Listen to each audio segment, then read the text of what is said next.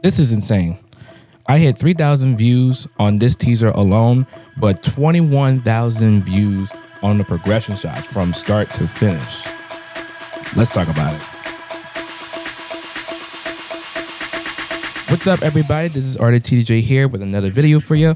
I'm here to show you guys how I created this animation teaser from start to finish. Now, as I said at the beginning of the video, I created this animation teaser promoting one of my titles for TDJ Comics Studio, which is The Cloud Assassin. And as I created this teaser, everybody was just impressed by it. And the fact alone that when I showed the progression shots, how I started from the storyboards to the sketches to the final product, the fact that it had more views than the actual animation alone is just crazy to me. I can't begin in how that makes sense, but I figured this would be a good opportunity to show you guys how I created this. Since I did recorded this session here. I don't have the entire session all together, but just a glimpse of when I was working on these in-betweens right here. So if you guys want to see more content like this, make sure you guys like, comment, and subscribe to my channel, and be sure to hit the notification bell so you know more when the video comes, that you get the first opportunity to watch it. Okay, so let's get right into these questions. So throughout my social media, I'm just reading through these questions that's already posted on my social media. If you guys have any additional questions that I don't cover in this video, don't be afraid to leave a comment as well in this video below, and I'll be able to reply with some great tips and so forth. So let's get started. So the first question I want to point out is, what application do you use to create this animation? So if you look at my screen, this is Clip Studio Paint. Now, this is an amazing software that I believe almost every artist that I know utilize. And what's so cool about it, this is like a 3-in-1 package. You can do your comics, you can do your manga, your anime, animation. You can also just do illustrations, some paintings. Like, this software has everything included. I mean, let alone the brushes that's already built into the software. Of course, you can make your own brushes. They even got 3D models that you can utilize, background assets, textures, some halftones. Like, this thing has everything built in within the software. So I encourage you guys to go check it out. If you guys haven't heard of it, I'll put the links in the description below to learn more about this company and the software. But again, this is what I use for almost everything. All right, so to the next question. Somebody asked, how many hours did you work on it per day and how many days? I'm trying to make my own animation myself. Let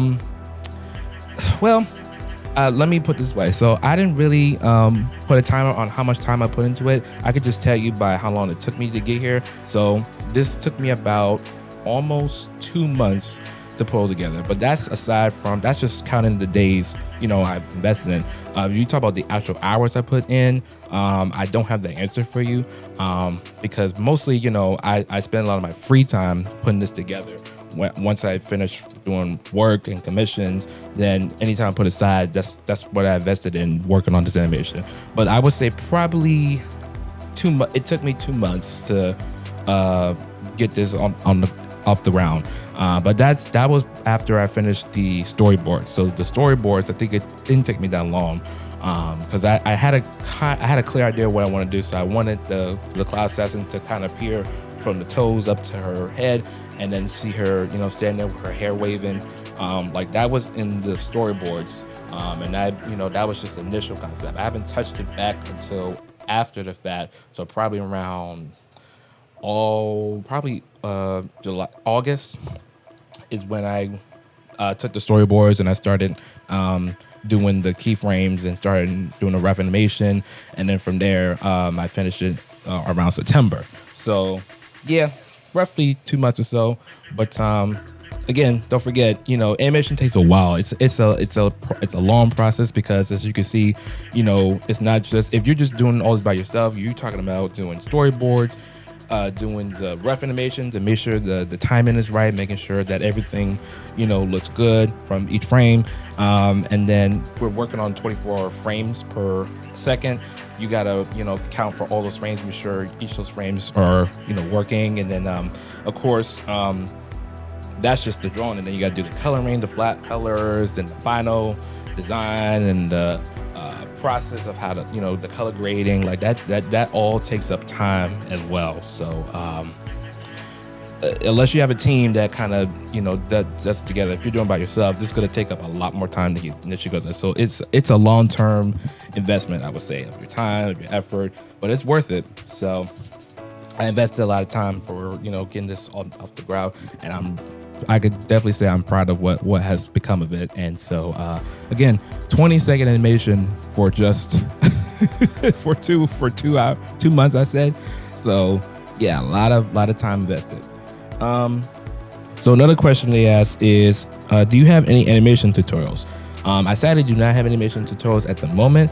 I will be working more of those in the future, but it's a little rusty with the 2D world because I'm coming back from it as I was spending a lot more time in the 3D modeling and the animation. And to those who are new to this channel, I used to work as a 3D animator and a cloud simulation artist. So I was also a full sail graduate, which is where I get most of my education from. And I worked at an independent studio, and I'm sure most of the people on the internet know Black Sands. I used to work for Black Sands Entertainment when they was working on the pilot episode for their series. And right now they're switching to 2D, but before we was working in mostly 3D, and that's where most of my experience came from when I worked in Maya, Blender, Unreal Engine, and so forth. So coming back as I was working on this Cloud Assassin teaser, coming back to it, surprisingly, there's a lot of good. So a lot of the techniques you learn from 2D, you can also implement to your 3D stuff. And so, like for instance, when I used to work for Black Sands, when I was studying animation, a lot of my knowledge of for the walk cycle, like how a character moves, and then the dialogue, I stemmed it from this book, and this book it should be everywhere because I got this from Amazon. This is called The Animator Survival Kit by Richard Williams. Phenomenal book, and I got the Span edition, so it gives you every detail. Like, this man is just incredible with his knowledge of animation. And so, like, if you're talking about learning time charts, like how animators today, so mostly anime, when they do their animation, they work within time charts, and they have a little chart you see on the side. He covers that. He also talks about the walk cycle, like how many frames per second does it take for a character to do a normal walk versus a cartoon walk versus a jog or a run. Like, he covers every single aspect of animation for not just beginner animators, but even those who are still or intermediate or still need some some help along the way. So he covers all that, and I'll put the link in the description below. Check it out. It's called The Animator Survival Kit by Richard Williams, and get the Spanish pass so you can get this book is just it's wildly big, but this helped me along the way as I was studying in Full Sail. So check it out. So anyways, going back to here, a lot of the knowledge that I learned from 2D world, you can put in your 3D world. So all that stuff, and it works for the better, because the one thing I see for 3D animators, and I'm kind of at fault of this, is that we stem from one style for every single animation project. For instance, when we look at Pixar and Disney, we see, especially with the acting chops, how when a character is talking, we see them always with their hands up, flying around as they're doing all this body motion and so forth. And then that was mostly some of what I learned from Full Sail. So then when I worked with Black Sands, as we all know, their style is not like a Disney-esque type of style where everything's serious, everything is surreal. So there's not a lot of body motion going on. It's mostly characters who are talking, but you still get that feeling that the character's either ticked off, the person is stoic, somebody is just they're anxious to fight somebody, but you can't. So, but again, it stems from the type of animation you're talking about, the type of style. Not every animation is Disney-esque style. Disney is very popular nowadays, but as beginner artists, we've got to learn how to be broad and to span our style, so that when you work on different projects, you don't have the same style for every project. Because I guarantee you, if you look at anime versus Disney stuff, you see what I'm talking about. Like, anime is mostly characters up front and they're emoting with their faces versus Disney. Their limbs are just flying everywhere while they're talking. So, and this is just no diss to Disney. I'm just saying that the fact that it's a style. It's an animation style. It's an acting style, and we can't really use the same style for every animation. So it varies depending on the type of animation you're working on. So I could show you for this one for the cloud assassin. This is just mostly her walking into the scene, and she does a little smirk here and there with the head up, whatever. But you know, that's the style of the animation, that she's, you know, calm and collective, but when she's ready, she's getting ready to slash your throat. So learn to expand your styles and learn how be observed. As artists and animators in general, we all have to be observant with everything, not just for animation, but for like environments, how characters respond, how characters react, you know, their motives, their faces, you know, their body language. We as animators got to be very observant with how people respond, because again, the problem with some of the animation today, and you can see it sometimes even in movies sometimes, where some characters feel a little floaty and they feel a little, they're not real. And part of that problem is that, you know, especially some of the new animators, that we don't give up enough emotion to the character, or, you know, they just look so like they look like a NPC, like they're just blank. There's just blank stares in the face. The eyes is not giving enough any emotion, no feel, no nothing.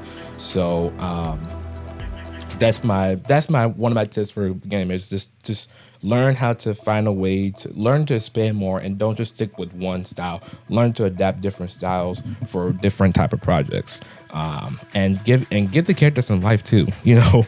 So that's pretty much all I have to say for that. So again, tutorials, more of those will be along the way. I'm hoping, you know, once I have more time or free spare time, I would like to do more of these animation teasers here and there where I spend more, because this is really fun to begin with. But as I said before, this takes up a lot of your time and your effort and so forth. Like, this is a job.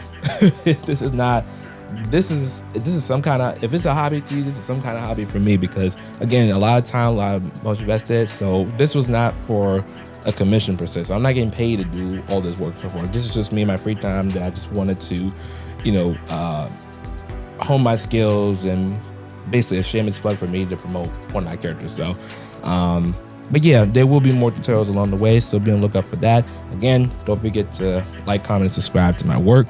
And yeah. So last question I have is, he says, how do you create this visual effect in the final version? And I'm assuming he's talking about if you look at the final version where I have the color correction and the glows and the camera moves and the color chromatic aberration on the side. So the bad news is I didn't cover that. I didn't record that session when I was working on it in After Effects, but I'll be happy to make it as an animation tutorial since we're on that topic. So if you guys are interested in me going over the post-production process of how I convert this animation into like how modern anime looks like, make sure leave your comments in the description below, and I'll be happy to cover that in the next topic. But as for your question, how to create the visual effect, so it's simply just a lot of masking, a lot of colors, you know, like working with levels, knowing a little color theory. So, you know, I wanted to make sure that she was in a desert. So if you look at movies like Dune, the color palette's mostly like the blues and the oranges. So I made sure to, you know, put that in my scene. And then the chromatic aberration, if you think about it with cameras, the lenses, the way it works is that when you look on the edges of the frame in your movies, there's a little bit of warping going on because of the way the lenses work. And so to get that effect, there's a plugin in After Effects, which I'll cover that probably later, that does that feature where it does that. And then I use that and implement that plugin into the chromatic aberration so that you see that little split with the RGB, and then that's how you have it. So yeah, guys, thank you so much for your love and your support. And again, if you want to have any more questions, leave in the comments below, and I'll see you guys soon. So thanks.